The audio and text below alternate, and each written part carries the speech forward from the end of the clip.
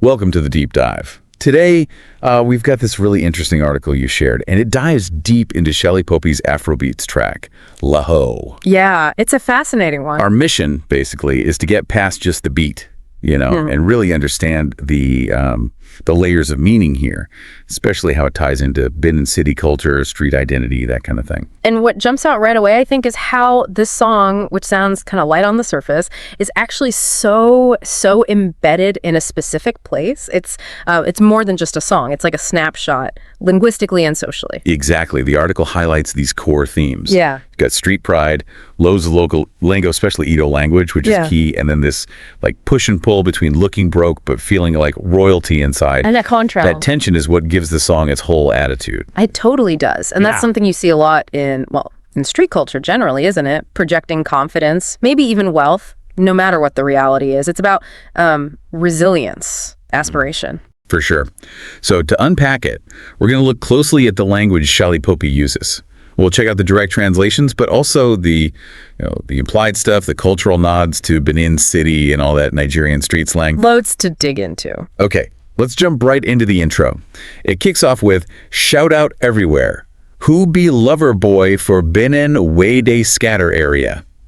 What's the vibe here? Well, the article translates it roughly as a shout out to some ladies' man in Benin who's making waves, causing a stir. But it's not just like stating a fact. Right. It immediately puts you in Benin, and it introduces this character, maybe Shallipopi himself, maybe someone else everyone there knows, who just commands attention. It's a pretty bold way to start. Sets the scene, gives it that swagger from the get-go, then just that feels like pure energy. Totally. The source points to I as just this burst, an exclamation to hype things up, set the pace. It's less a word, more a sound setting the mood, Gets you moving straight away. Okay, next up, we hit some Edo. Dump one, make a noise wadavana. What this adding? So direct translation is something like, this girl is making noise all over the place. But the real significance, I think, is just using Edo right there so early. It's not just the meaning, it's a cultural signal.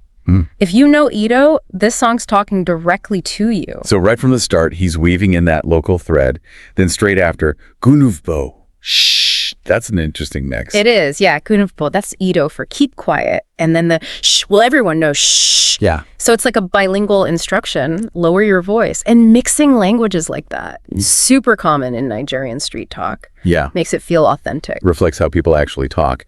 Then another really important Edo phrase feels like, Eri Magyelva Bovobao. This sounds significant.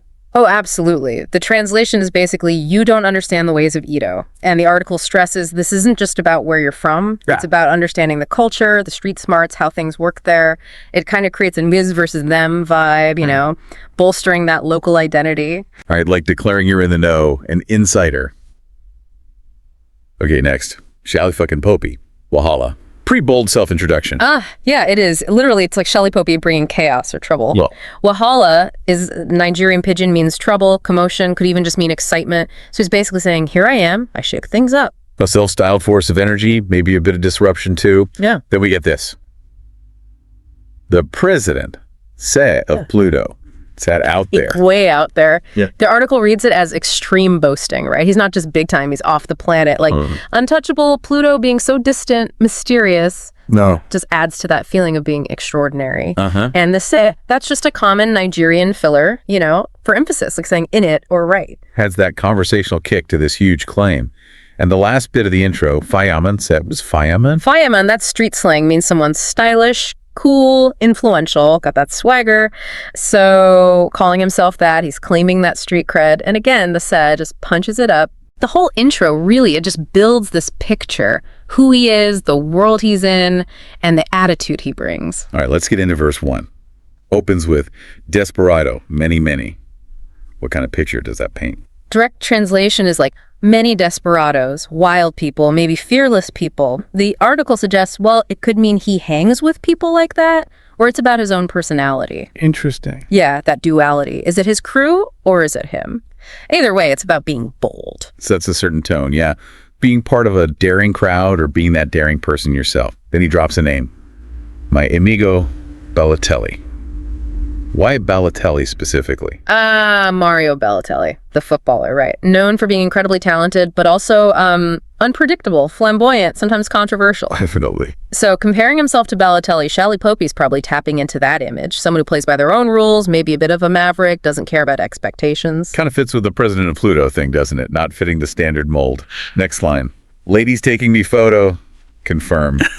Seems pretty clear he's popular. Yeah, translates simply, women are taking my picture. Right. But the confirm bit, it's like saying, no doubt about it, it's a fact. Right. A clear sign of his rising fame, his desirability. Cementing that public image. And then paparazzi, which pushes that celebrity angle even further. Exactly. The article draws that direct line to being famous, always being watched, photographed, like celebrities chased by paparazzi. Life in the spotlight. The verse ends with Don Julio, Donde Jaime. For anyone who doesn't know, what's Don Julio? It's a brand of tequila, pretty well known, kind of upscale. Okay. So the Don Julio is making me feel high drunk. It's just a straightforward reference to enjoying some premium booze, feeling the effects, adding to that image of like a fun, maybe slightly indulgent lifestyle. Gotcha. All right, let's get into the chorus. It's super repetitive. Seems like it holds a lot of the song's emotional weight. First line, repeated a lot, the Edo phrase. Gundwin duat lot. What's the feeling here? The translation is roughly, you're ignoring me, or you're acting like you don't know me, please. Repeating it just emphasizes that feeling, like he's being overlooked or snubbed by someone who should know him. And the law, the please, adds this touch of like polite insistence. Wow. Maybe even a bit of pleading, but still calling them out. Not aggressive, but definitely wants that recognition. Then the mixed language line. Ni paste azala. What's a aza? Aza is common street slang for bank account number. Oh, okay. So ni paste a lot basically means drop your account number, please. It's a direct ask for bank details, which, strongly implies wanting money, maybe needing someone to send cash. Which links right back to that broke but bowling tension we talked about. Exactly. And right after that, you get aza more dryo. That's the flip side, isn't it? Precisely. Aza more dry translates to, my account is empty, please. It's the blunt admission I'm broke. The other side of the coin. The law, again, makes it feel earnest, maybe even a little vulnerable, despite being about needing cash. That constant back and forth in the chorus really paints a complex picture. It really does. And finally in the chorus, yay, lie, sounds more like just expression. That's right. The article calls it melodic emphasis. Could be anything from like playful desperation to just general emotion. Repeating it with the other lines just reinforces that main theme, wanting to be seen, maybe needing help, but all with a certain musical flair. Okay, let's shift to the interlude. It feels like a more direct narrative voice here. Starts with, it's not the way you're seeing me here, and because of the way you're talking to me here. What's he saying? The core message is pretty clear. Respect me. He's basically saying, don't judge me by how I look right now or my temporary situation, so don't talk down to me. Right. It implies he has some underlying status, some inherent worth that you should recognize regardless of appearances. A reminder not to judge a book by its cover. Then he starts listing specific places in Benin City.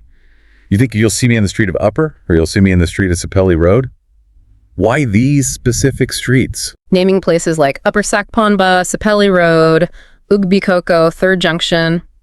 He's naming spots where he presumably has clout, where people know and respect him. Oh. The hidden message is, if you saw me on my turf, you wouldn't dare disrespect me like this.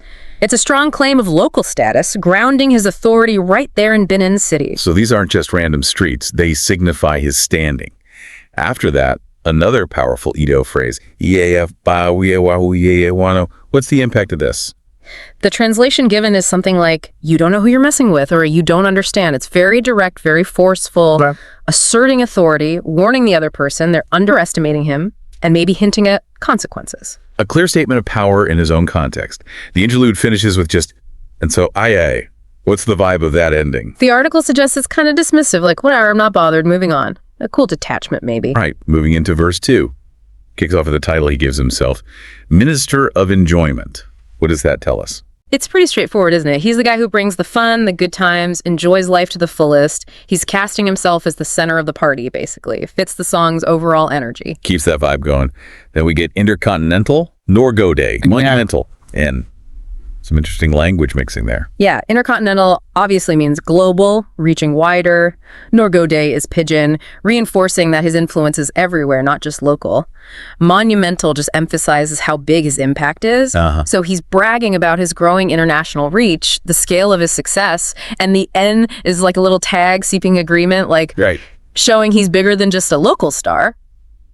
The next line's a bold one about legacy. We go live forever, ever, ever. Yeah, the meaning there is pretty confident. He's saying his music, his influence, his whole vibe, it's gonna last, it'll be remembered. The ever, ever just hammers it home. Declaring lasting impact. Then, drop another banger, oh, wahala. We've heard that before in music. Exactly. Means release another hit song. And the wahala here suggests the new song will cause a stir, create excitement because it's going to be that good. He's stressing his consistency, churning out hits. Keeping the hits coming. After that, a challenge to the haters. Are they mad? They must be mental, probably. Yeah, this is aimed right at anyone doubting him. He's questioning their sanity for even thinking badly of him.